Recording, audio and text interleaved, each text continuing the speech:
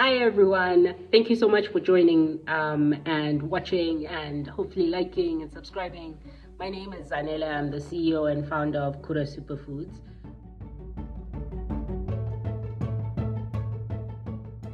What we do at Kura Superfoods is we, in essence, focus on Africa's indigenous crops, Africa's indigenous plants that very few of us on the continent know of and certainly don't actively use.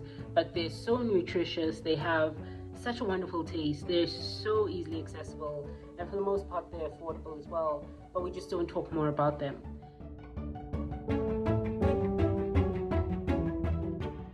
Background about myself. So I have, for the longest time, I think, considered myself a traditional consumer.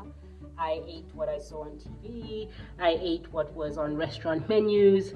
Basically, I ate what I was told, which is absolutely fine. But I do think a large chunk of that eating journey has really been with foods that don't serve me well. And as a result, I've had, over the years, some health challenges. I've had some weight challenges, if I'm being very frank. And so really at a couple of months ago, I decided, look, we need to come back to Mother Earth. And so really I started on a journey to try to discover what Africa's indigenous crops were, and not just as crops that should, remain in the bush, but how do you translate those crops into edible food groups, into skincare, and who doesn't want skin that pops and a body that feels wonderful and clean and pure? What we're doing at Kura Superfoods, we're really trying to cast the spotlight on these highly nutritious, highly delicious indigenous plants that we really just don't speak of. And unfortunately, more and more of these crops are being rendered as food of the past, maybe even food that is for, the poor man, which is just a shocking term. But I really want to encourage, as part of this journey, is for us to come back to those kind of foods. I think we really, for our own sake, for the sake of the earth, just for full enjoyment, a fullness in life, I really do think it's time for us to explore what our forefathers would have eaten. I've been busy in the kitchen coming up with all sorts of recipes, including amaranth. And amaranth, I think, is known by different names across the continent. In South Africa, we know it as morojo. In Kenya, where I'm based currently, it's known as terere by the Kikuyu tribe. There are all sorts of names for it, but it's essentially African wild spinach. And it's so nutrient dense. Some people may say it's an acquired taste because it has a little bit of bitterness, but it also depends on how the tree is grown, how the plant is grown, and how you spice it up.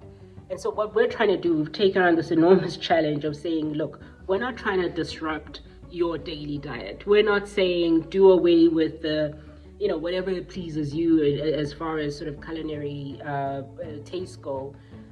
We're saying, look, whatever you're working with, I bet you we can try to infuse some of Africa's indigenous crops into that meal. So what we're doing, and you'll see over the next couple of episodes, we're trying to introduce all these wonderful recipes. Amaranth porridge, millet cookies, sorghum risotto. We're really trying to modernize these nutritional plants into something that is relevant and affordable to you.